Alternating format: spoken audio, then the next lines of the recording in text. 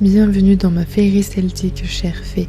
Dans ce podcast intimiste, au cœur de la nature et des énergies chamaniques celtiques, je m'adresse à toi qui as connu les relations amoureuses toxiques. En tant que révélatrice de féminité sacrée, je partage avec authenticité et douceur mes propres expériences de vie. À travers les soins énergétiques, les archanges de la guérison divine, la photothérapie, les huiles essentielles, la libération émotionnelle et la naturopathie, je t'accompagne pour guérir tes blessures et retrouver ta magie intérieure. Prête à révéler ta magie et ta puissance après l'orage? Belle écoute, amie de la forêt enchantée. Ma chère fée, bienvenue dans ce nouvel épisode de Révèle ta féminité sacrée. Aujourd'hui, nous allons plonger ensemble dans les profondeurs mystérieuses et magnifiques du féminin sacré. Donc aujourd'hui, on va aller à la découverte du féminin sacré. Installe-toi confortablement, prends une grande respiration et laisse-moi te guider dans cette exploration magique. Aujourd'hui, tu n'auras pas, si tu es sur YouTube, ma tête parce que flemme et je suis en train de sécher mes cheveux avec une serviette. Je voulais t'épargner ça. Bref, t'as peut-être déjà entendu parler du féminin sacré, cette énergie qui est ancestrale et qui coule dans les veines de chaque femme depuis la nuit des temps. Mais sais-tu vraiment ce que c'est ? Aujourd'hui, je vais t'aider à comprendre et à ressentir cette force mystérieuse qui sommeille en toi. Donc le féminin sacré, c'est cette partie de toi qui est profondément connectée au mystère de la vie. C'est cette sagesse innée qui pulse dans ton corps, cette force créatrice qui te relie à la nature, au cycle de la lune, aux saisons de la terre. C'est ton pouvoir d'intuition, ta capacité à ressentir, à nourrir et à transformer.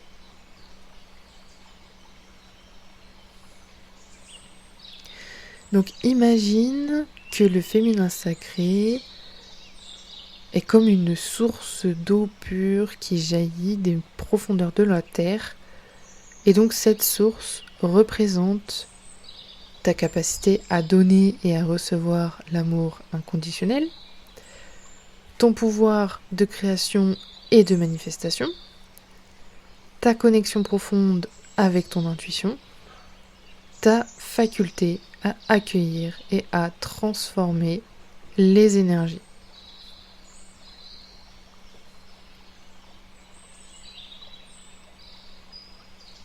Dans les traditions les plus anciennes, le féminin sacré était honoré à travers les grandes déesses.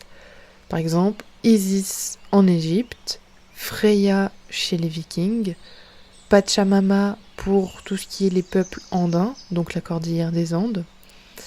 Par exemple, les Mayas, il y en a d'autres, mais je les ai pas là en tête. Et donc ces déesses n'étaient pas de simples mythes. Elles représentaient les différentes facettes du pouvoir féminin qui existent en chacune de nous. Et pour chaque ancienne religion, donc chaque religion païenne, avant que le christianisme existe, que l'islamisme existe, toutes ces religions monothéistes, dans chaque culture païenne, on retrouvait à la fois des dieux, donc des hommes, mais aussi des déesses, donc des femmes. Et bien souvent, les femmes représentaient la nature, la fertilité, la vie. Et c'est en ayant des religions monothéistes que nous avons perdu cette place féminine sacrée pour ne vénérer qu'une part masculine sacrée et divine. D'ailleurs, si on regarde les anges, ils sont principalement avec des prénoms masculins, alors qu'un ange est censé être asexué. Si on regarde chez les saints et les saintes, il y a tout de même plus de saints qui sont valorisés que les saintes. Bref, je vais m'arrêter là parce que ce n'est pas un épisode sur les religions, ni les croyances, mais c'est bien pour montrer que dans les traditions anciennes, si on remonte vraiment au niveau des peuples païens, on avait autant de respect et de dimension sacrée au niveau de l'homme et de la femme. La femme n'était juste pas simplement relayée à enfanter. Laisse-moi maintenant te présenter donc les 4 piliers du féminin sacré.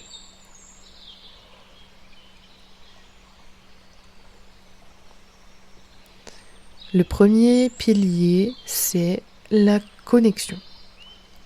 Donc c'est ta propre capacité à te relier à ton corps, à ton cœur, à la nature et encore aux autres. Et le féminin sacré t'invite à ressentir toutes ces choses, toutes ces émotions, toutes ces énergies, plutôt qu'à analyser. Analyser, c'est pour la part masculine. Toi, ta part féminine, c'est ressentir. Et le féminin sacré t'invite aussi à être plutôt qu'à faire, à être toi-même, à être féminine, à être sensuelle, à être authentique, à être joyeuse, à être malheureuse, à être tout ce que tu veux. Là, j'ai plus d'exemples en tête, mais à être vraiment tout ce que tu as envie d'être, tout ce que tu veux être, plutôt qu'à faire semblant, à faire attention, à faire faire, à diriger, tu vois. Faire, c'est de l'action, et ça, c'est plutôt une énergie masculine. Eux, ils sont pas vraiment dans le être, ils sont plus dans le faire, dans l'action. Alors que toi, en tant que femme, tu es vraiment plus dans le ressenti, dans la perception, dans incarner. Deuxième pilier de la féminité sacrée, c'est la réceptivité. Et la réceptivité, c'est l'art d'accueillir, de recevoir, d'être en fait un calice sacré, une coupe sacrée. Cette qualité, ce n'est clairement pas de la passivité, mais c'est vraiment le fait, en tout cas moi je le vois comme ça, d'être une force tranquille, qui sait attirer à elle ce dont elle a besoin, qui sait manifester en fait. C'est vraiment ça, c'est manifester.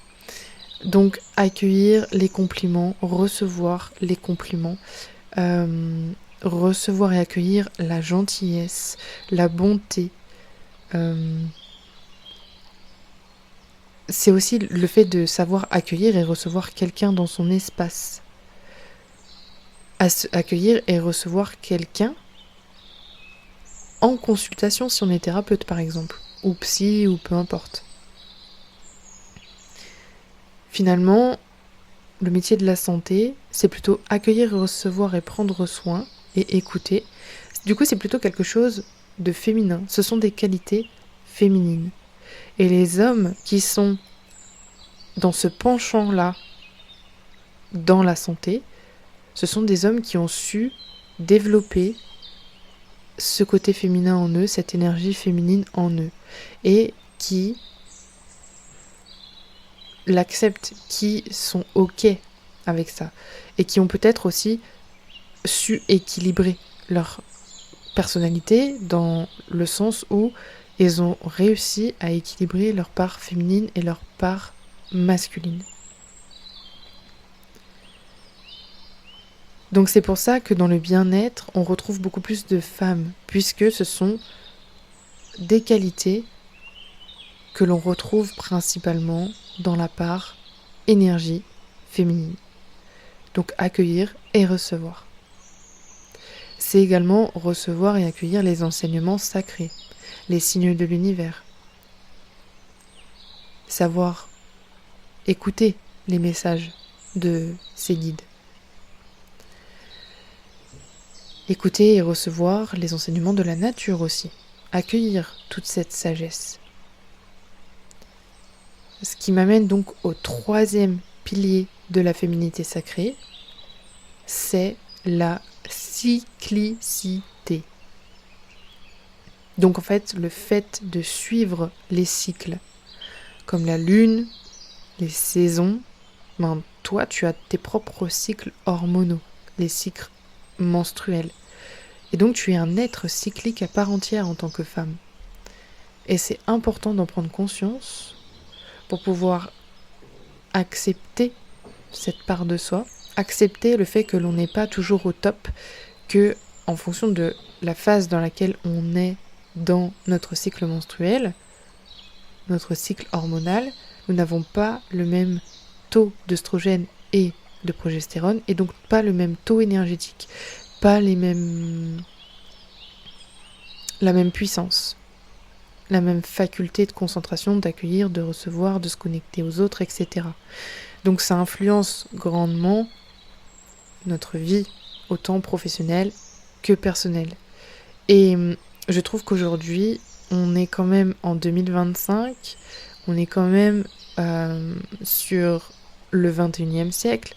Je ne comprends pas pourquoi dans le monde du travail, on n'est pas encore passé à un modèle dynamique, intégratif et compatissant pour pouvoir être au maximum productif.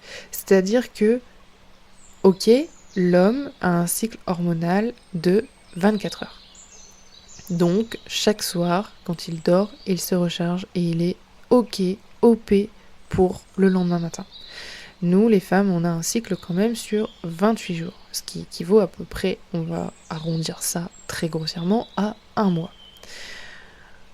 Pourquoi le monde du travail n'a pas su tirer profit, entre guillemets, de la faculté hormonale de la femme, dans le sens où, je m'explique, la femme a une fenêtre assez courte d'énergie créative, d'énergie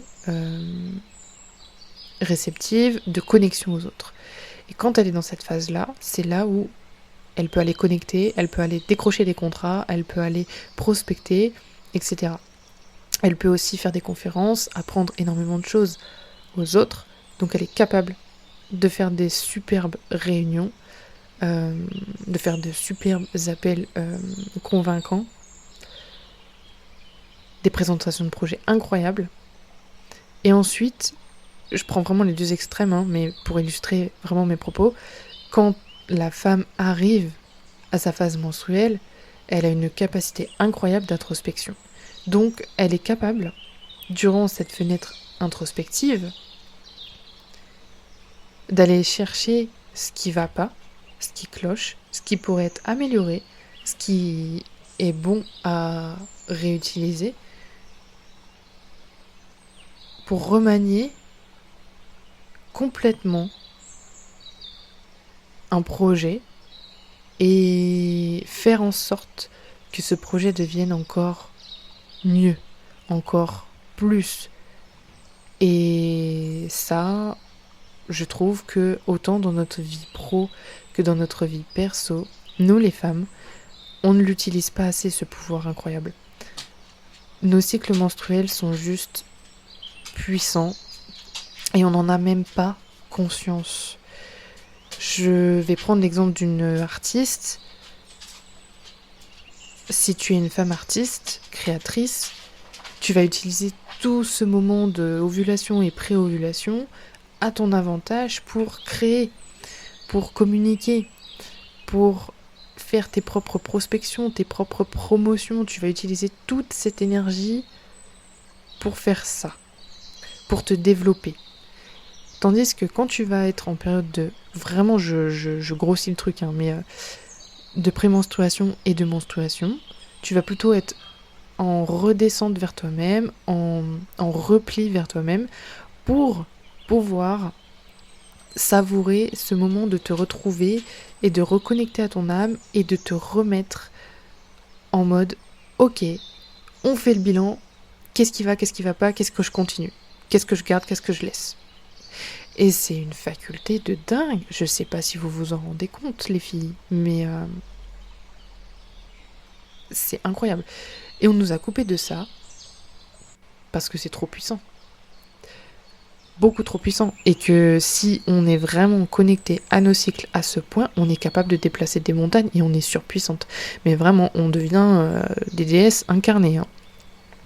Du coup, je sais que moi, j'en connais pas assez sur ce sujet-là, donc je suis en train de me former, d'apprendre, parce que déjà, ça m'intéresse et je veux les mettre en place pour moi. Et je me dis qu'une fois que j'aurai mis les choses en place pour moi et que je saurai beaucoup de choses et que j'aurai des tests, que j'aurai des expériences là-dessus, que j'aurai du concret, à ce moment-là, j'en parlerai, mais pas avant, parce que j'ai besoin de tester tout ça aussi, savoir de quoi je parle. Et du coup, c'est important de savourer son cycle avec tous les moments de plénitude comme les moments de repli que l'on peut avoir sur ces 28 jours. Et donc, ce pouvoir dont je te parlais et que l'on a naturellement, nous les femmes, en nous grâce à la puissance créatrice de notre utérus, ça m'amène au 4e pilier de la féminité sacrée qui est la transmutation. Et donc la transmutation, transmuter quelque chose, c'est ton pouvoir alchimique qui te permet de transformer le plomb en or, la douleur en sagesse et le chaos en création. Et comme je te le disais précédemment, c'est la magie de l'utérus qui peut t'aider à créer la vie. La vie dans le sens propre, dans le sens créer un enfant, mais la vie dans le sens figuré, dans le sens où tu peux créer des idées, créer des projets, mettre tes idées en place pour que ça devienne des projets concrets. Ça peut être écrire un livre, ça peut être créer des peintures, des dessins, des méditations, de la musique, de superbes bracelets, bijoux, des vêtements incroyables. Ça peut être de créer ton entreprise. Ton entreprise, ça peut être ton bébé, ça peut être ton projet, ça peut être donner naissance à quelque chose. Et donc, ce pouvoir de transmutation, eh ben, tu l'as en toi, mais tu sais pas l'utiliser parce que on en revient au 3e pilier qui est la cyclicité. Tu ne connais pas ton cycle menstruel. Et tant que tu ne connaîtras pas ton cycle menstruel, tu ne connaîtras pas la transmutation, parce que tu ne sauras pas vraiment comment utiliser la magie de ton utérus pour créer cette vie entre guillemets, pour créer ton bébé entre guillemets, pour créer ton projet, ton truc, ta création, ton monde, ton univers. Et donc c'est important parce que si t'es pas connecté à toi, t'es perdu. T'es pas connecté à ton âme, tu sais pas ce que tu veux, tu sais pas ce que tu vaux, tu sais pas ce que tu es capable de faire. Et tu t'es calqué sur un modèle de société, t'es rentré dans tes cases, tu as mis des masques. Tout le monde, vraiment, qu'on soit homme-femme, enfant, adulte, ado, moi la première. Ce qui a engendré beaucoup de blessures, ce qu'on appelle les blessures émotionnelles. Le fameux livre de Lise Bourbeau, Les 5 blessures de l'âme. Mais du coup, ça t'empêche d'avancer. Et dans la société, on ne veut pas que tu avances, parce qu'on ne veut pas que tu saches des choses, parce qu'on ne veut pas que tu sortes du système, parce qu'on veut que tu restes dans la rat race. Et ça, c'est hyper important d'avoir cette prise de conscience-là. Parce que c'est extrêmement difficile de sortir de la rat race parce qu'on ne fait plus partie de ce monde, on ne fait plus partie de cette communauté, on ne fait plus partie de la majorité des gens. Et l'être humain a besoin de faire partie d'une communauté, d'une société. Il ne supporte pas être autre chose, il ne supporte pas être différent. Ça crée des traumatismes. Sauf que si on prend une rangée d'allumettes, la première allumette on l'allume, toutes les autres s'enflamment. Si on veut mettre fin à cette fichue flamme, incendie, peu importe comment tu vois un peu la chose, il faut bien qu'il y ait une allumette qui s'abaisse pour que l'embrasement s'arrête.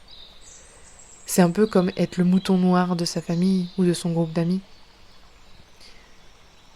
Encore plus parlant, avec la pandémie, le confinement, le Covid-19, etc., les personnes qui, comme moi, n'ont pas été vaccinées, ont été insultées et humiliées de toutes les manières possibles parce qu'on était des anti-vax, on était des complotistes.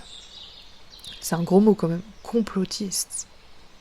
Alors que aujourd'hui, on n'en parle pas. Mais quand on sait s'informer correctement, on se rend compte à quel point les complotistes, comme ils les appelaient, étaient en fait les personnes les plus intelligentes qui soient parce qu'elles ont protégé leur famille, leur propre santé à eux. Et mon Dieu, qu'il y a d'effets secondaires incroyables et non négligeables sur la santé humaine à cause de ces fichus vaccins. Et on les a fait, le pire dans tout ça, c'est qu'on les a fait sur des enfants. Je vais m'arrêter là, je vais pas m'étaler sur le sujet, mais putain, ça m'énerve parce que on nous empoisonne déjà partout via l'alimentation, mais avec le régime de la peur, on était clairement dans un format dictatorial pour imposer des fichus vaccins non terminés et complètement délétères pour la santé. Bref, donc reconnecte-toi à toi, à ton âme, à ton utérus pour pouvoir tirer le maximum de profit de ta propre énergie, de tes propres pouvoirs alchimiques, transmutatoires, transformationnels, peu importe, mais tu verras qu'en te reconnectant à toi, tu vas voir clair déjà, tu vas avoir des objectifs définis, tu vas avoir la possibilité de trier, de filtrer ce qui va venir à toi, et ta vie va complètement changer. Vraiment. Donc, je t'invite maintenant à un petit rituel pour te connecter à ton féminin sacré. Donc j'espère que tu m'écoutes pas en conduisant, hein, parce que sinon tu vas mettre pause tout de suite sur le podcast, l'épisode, et tu viendras, une fois que tu seras posé, réécouter et remettre sur play. Parce que là, je veux pas que tu fermes les yeux. Hein. Trop dangereux. Donc si tu ne conduis pas, que tu fais rien de trop contraignant et que tu peux te poser 5 minutes pour fermer tes yeux et faire le rituel, on est ok. Donc, ferme les yeux et pose une main sur ton ventre, ton centre sacré, au niveau donc de ton utérus. Tu peux poser les 2 mains dessus. Ou bien une main sur ton bas-ventre et une main sur ton cœur, comme tu en ressens le besoin.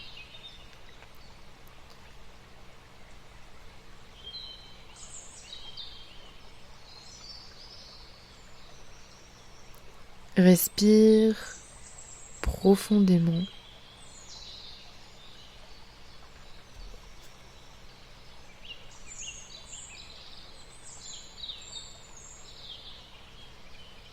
Et visualise une lumière dorée qui pulse doucement dans cet espace.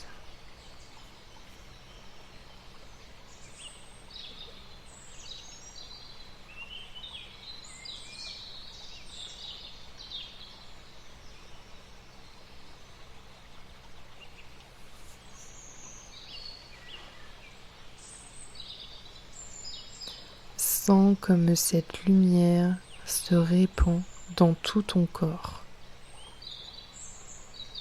réveillant la déesse qui sommeille en toi.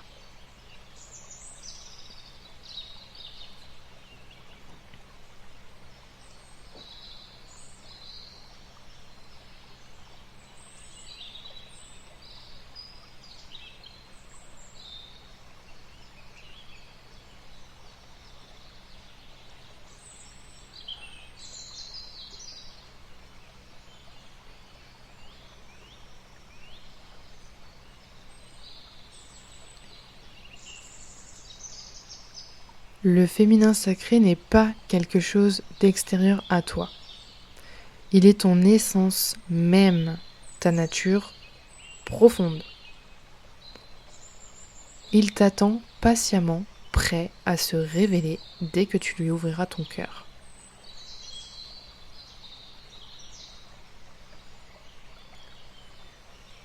Je te propose un petit devoir magique pour les jours à venir.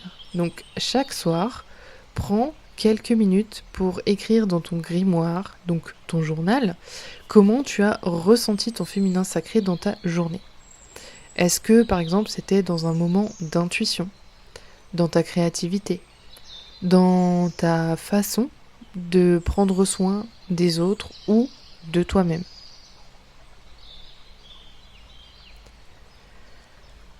Rappelle-toi, ma belle fée, tu es l'incarnation vivante du féminin sacré. Tu es la gardienne de cette sagesse ancestrale, la porteuse de cette flamme sacrée.